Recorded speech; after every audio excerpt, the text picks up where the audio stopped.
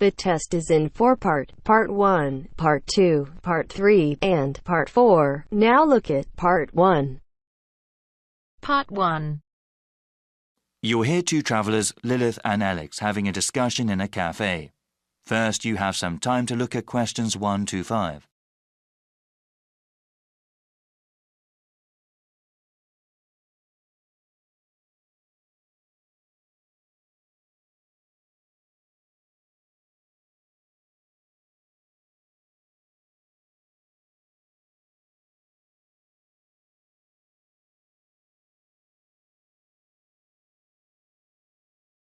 Now we shall begin. You should answer the questions as you listen, because you will not hear the recording a second time. Listen carefully and answer questions 1 to 5. Hey, Alex, are you okay? I was worried something happened. Oh, sorry for being late. I drove down the wrong highway and got lost. Don't worry, it's only been 20 minutes. Actually, I just looked at some Austin tourist websites. I got some tea. You want anything? Yeah, I think I'll have some tomato juice. It's just what I need right now. Yes, it's really hot and humid out right now. I think I'll get iced tea this time around. So you went on the wrong highway, huh? For sure. I've never driven in this area before, right? So after I pick up the rental car from the airport, I try to follow the map to the downtown area here. Unfortunately, there was a lot of road construction going on, and I went south on the highway instead of going north. After a few minutes, I realized I was going the wrong way, so I exited the highway and came back up here. Well, I'm glad you're here, okay? Did everything go well at the car rental place? Oh, yeah, it went very well. The business owner was kind of a strange person, really tall and thin. He had a bushy beard and moustache. He was also wearing a cowboy hat. I'd never quite seen anyone quite like that before. I guess every place in the world has eccentric people. Yeah, definitely. But he told me about all these great places to eat around here. He said they have some really great Mexican food in the area. That's great. I haven't had that in such a long time. We definitely have to go to a place for dinner. Well, I want some more iced tea. How about you? Yeah, I need to order still. You know what? I think I'll get one of their sandwiches too. They look really good. Okay, let's order then. Before you hear the rest of the discussion, you have some time to look at questions 6 to 10.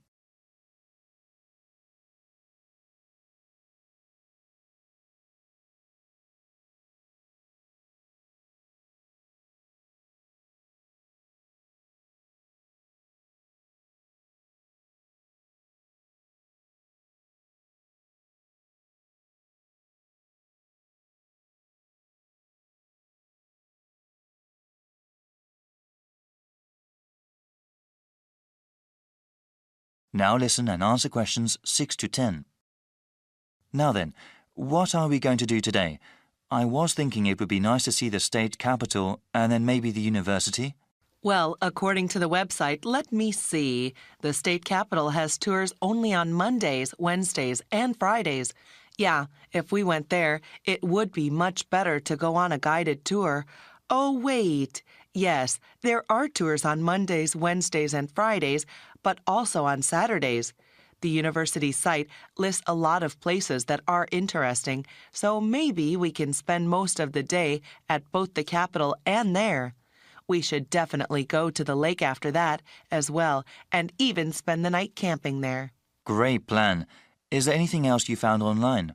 Yeah, I know you studied biology, so I was thinking that the park would be good. They have a pretty unique collection of trees and plants.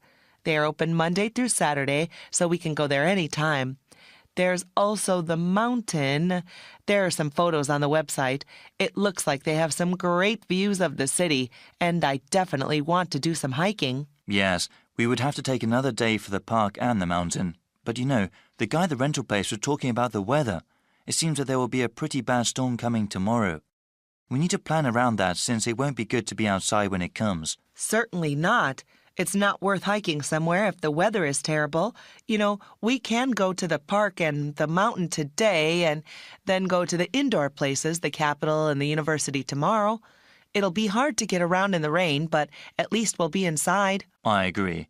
By the way, how much are these places? All of them are free except for the park. Wait, I'm not sure about the Capitol tour. Yeah, they don't charge anything for the guided tours. All right then, we'll go hiking first and then relax at the park. Then we can camp at the lake. We'll go to the capital and the university tomorrow. Yeah, this is one of the best universities in the country, especially known for their art programs. Really? Yeah, I heard about that. They have some art galleries there too, ones with some good modern art. Wow, it seems like that's a lot for us. Yeah, I'm really excited about camping at the lake. The sunsets are supposed to be beautiful there. That is the end of part 1. You now have half a minute to check your answers.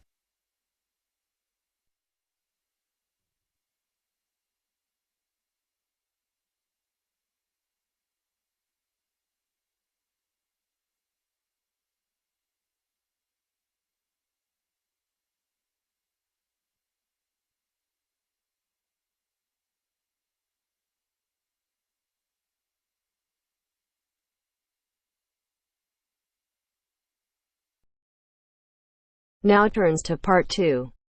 Part 2. You will hear a doctor from a medical center giving some information about the center.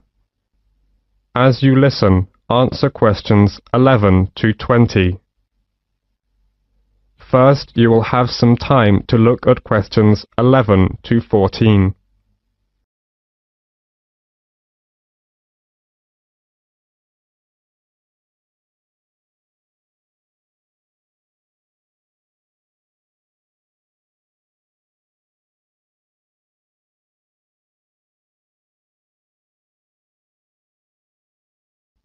As you listen, answer questions 11 to 14.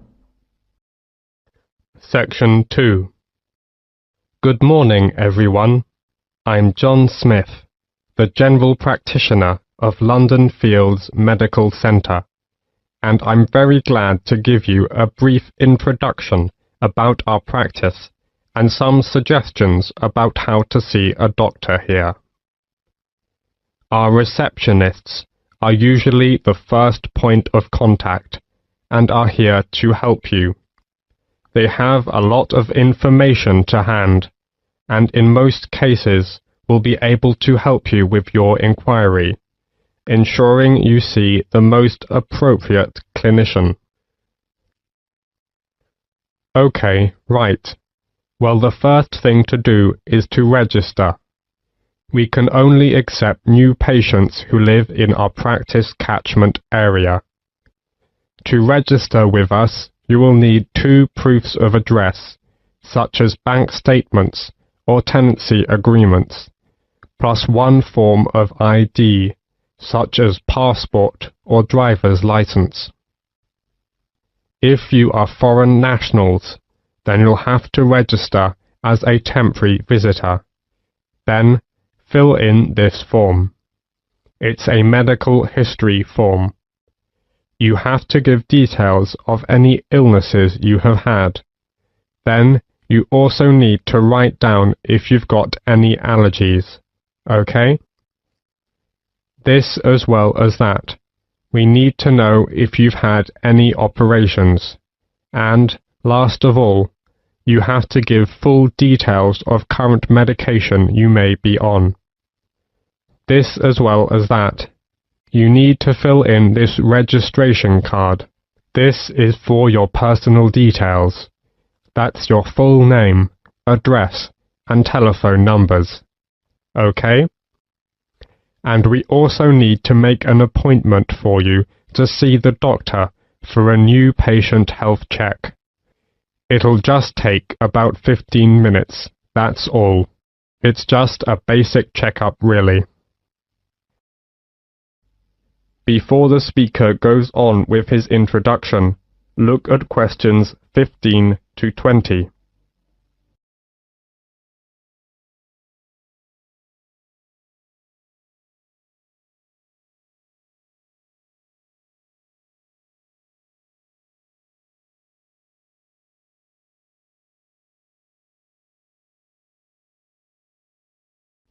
Now listen to the continued talk and answer questions 15 to 20 by choosing the appropriate letters.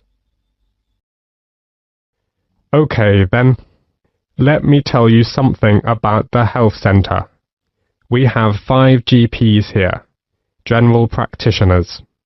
We also have a practice nurse who looks after minor injuries.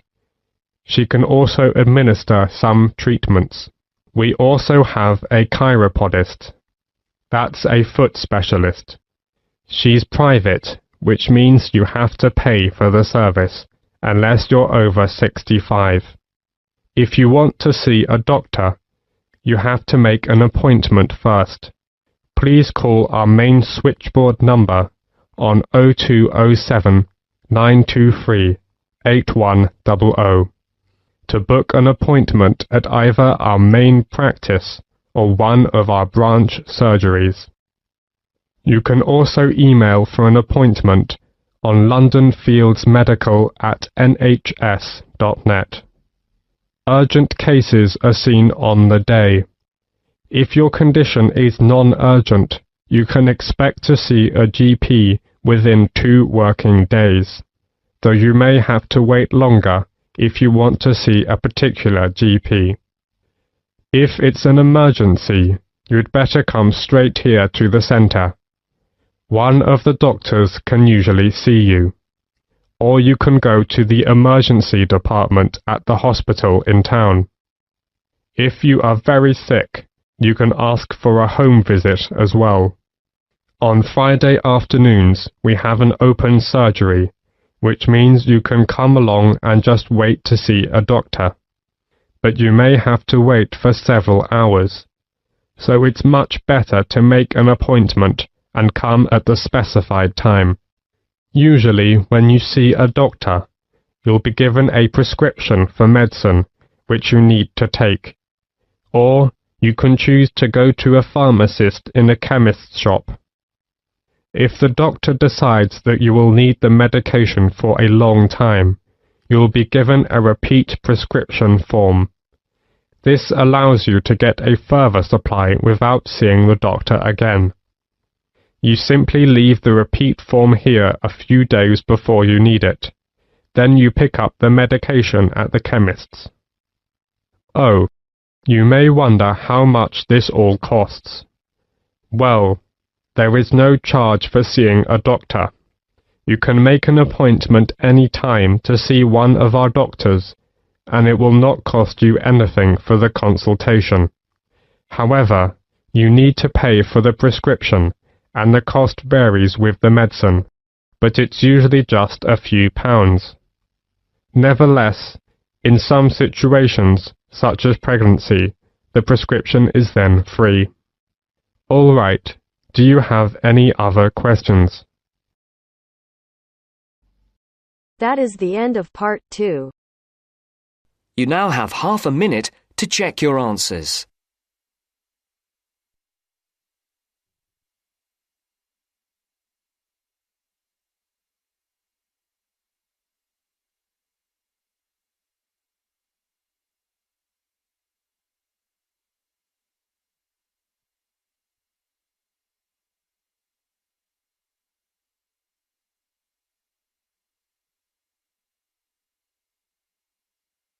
Now turns to part 3.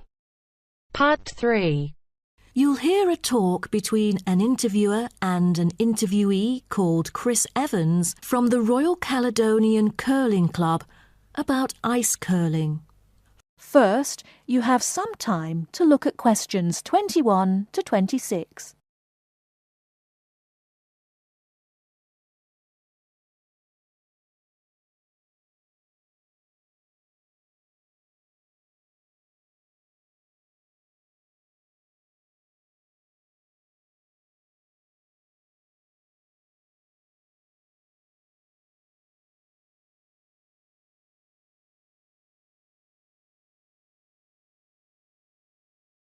Now listen carefully and answer questions 21 to 26. Today, we're pleased to have on the show Chris Evans from the Royal Caledonian Curling Club. Now, let's welcome Chris to tell us something about ice curling. Chris, please. Thank you. It's my honour to briefly talk about ice curling here to all of you. So let's start with what curling is. Curling is a sport in which players slide stones on an ice rink towards a target area which is segmented into 4 concentric circles. 2 curling teams consist of 4 players, the lead, the second, the third, and finally the skip. The captain of the curling team and its players will throw their stones in the order stated above. Each team has 8 stones. The purpose is to accumulate the highest score in the game. Points are scored depending on which stone is resting closest to the centre of the target area at the end of the game. The ice surface on which the game is played, or the rink in curling, is called the sheet. It is covered with tiny droplets of water that become ice and cause the stones to curl or deviate from a straight path. The curling players should slide the heavy polished stones or rocks across the ice curling sheets towards the house, a circular target marked on the ice, as I mentioned before. There are several pieces of equipment essential for a curling game, so a concise instruction will be given to you. The most important things are the curling brush, which is used to sweep the ice surface in the path of the stone, as well as the curling stone, which is sometimes called rock. The former is usually made of horsehair, and the latter is made of granite, mainly coming from Scotland. Curling shoes are similar to ordinary athletic shoes, except that the 2 shoes in a pair have dissimilar soles. The sole of the slider shoe, which is designed for the sliding foot, is typically made of Teflon, while the gripper shoe for the hack foot has a special layer of rubber applied to the sole. During the curling game, you may also find a stopwatch attached either to the player's clothing or the broom, which is used to time the stones over a fixed distance to calculate their speed. Before you hear the rest of the talk, you have some time to look at questions 27 to 30.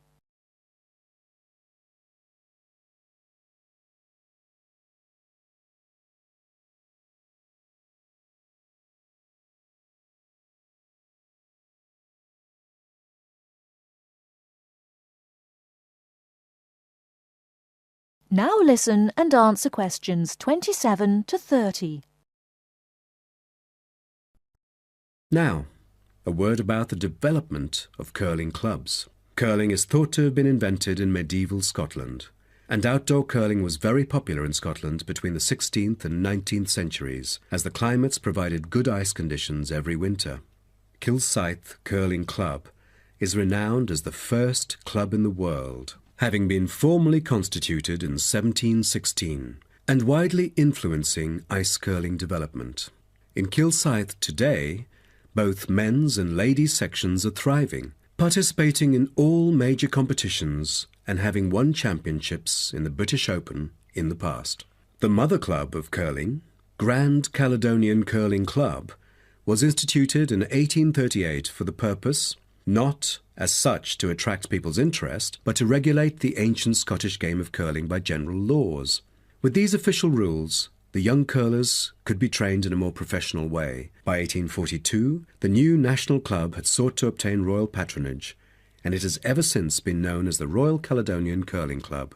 However, many sports, such as athletics and tennis, were frowned upon as being too recreational and not practical enough. So the Crown banned them by law during the 1300s, in the hope that men would instead practice the archery skills that were seen as vital to the country's defence.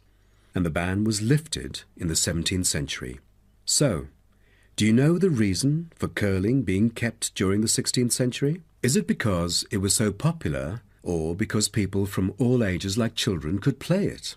The spirit of curling dictates that one never cheers mistakes, misses, or gaffes by one's opponent. And most importantly, all the team members should strictly follow the instructions of their captain, which is essential for men in battle. Curling was brought to Canada from Scotland, and some curling was played informally before 1800. Curlers often used iron curling stones made from melted materials such as cannonballs rather than granite until the early 1900s, because there were transport problems importing granite stones from Scotland.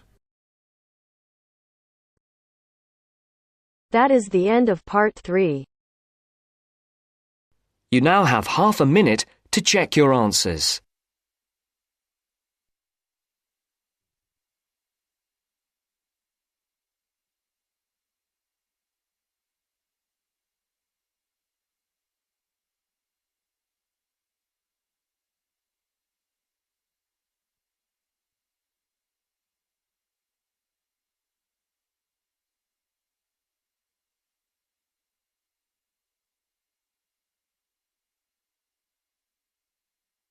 Now turns to Part 4.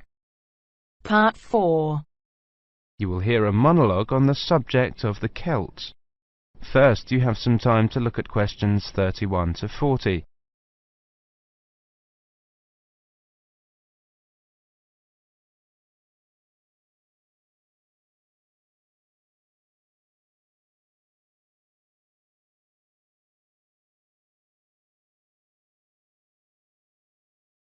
Now listen carefully and answer questions 31 to 40. Welcome to this introductory lecture on the Celts. Who were the Celts? The Celts were an Indo-European group, that is, related linguistically to the Greeks, the Germanic peoples, certain Italic groups and peoples of the Indian subcontinent. They arose in Central Europe at the beginning of the first millennium BC, and were an iron-using and horse-rearing peoples. By the end of the first millennium BC, their cultural group had spread up and down the Danube and Rhine, taking in Gaul, Ireland and Britain, across Central Europe into northern Italy and northern Spain.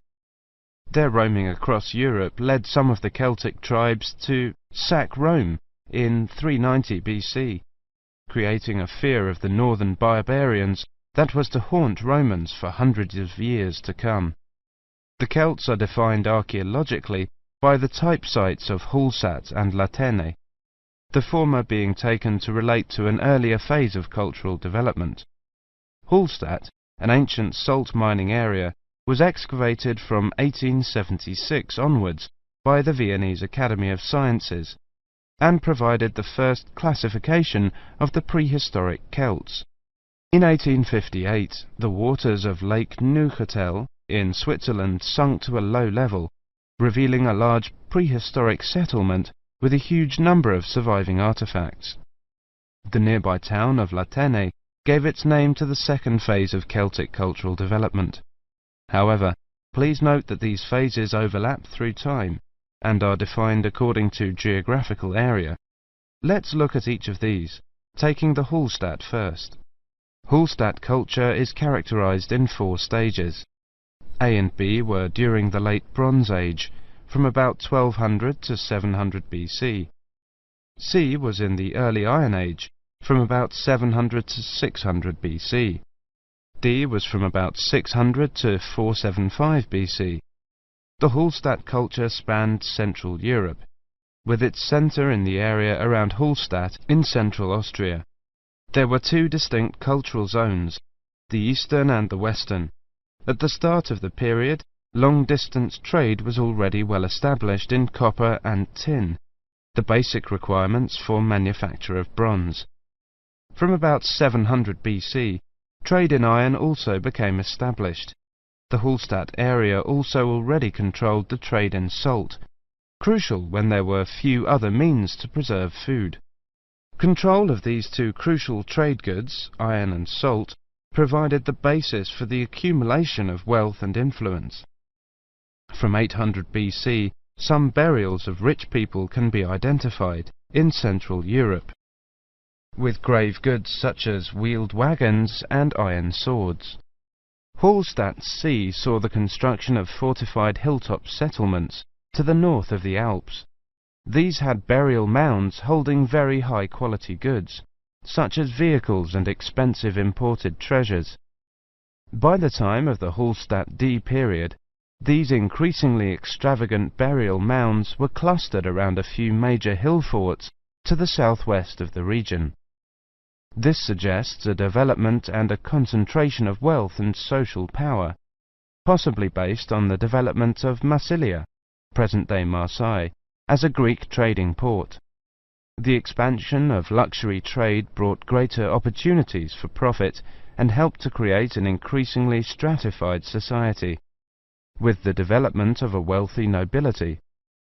Over the period from 1846 to 1863, 1,000 graves were found at Hallstatt, with an astonishing range of artifacts, including clothing and salt mining equipment, as well as weapons, jewellery, pottery, and imported bronze vessels in the chieftains' graves.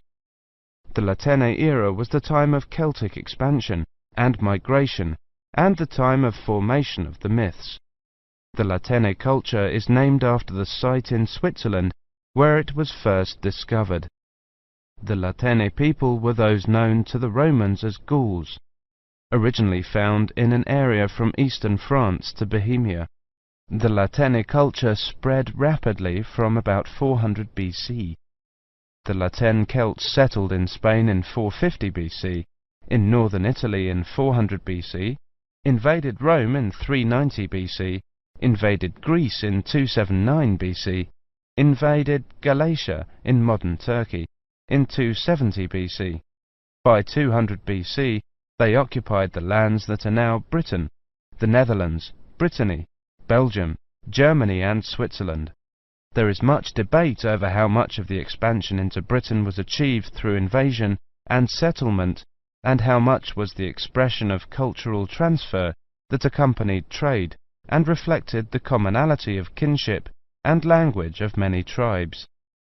There is little evidence for actual migration of Latene people into Britain. Nevertheless, it does appear that the Latene culture was more militarily focused than the Hallstatt one. The Latene graves across Europe hold iron weapons, swords and spearheads, and wooden shields, as well as everyday items such as razors, yokes, cauldrons and jewellery.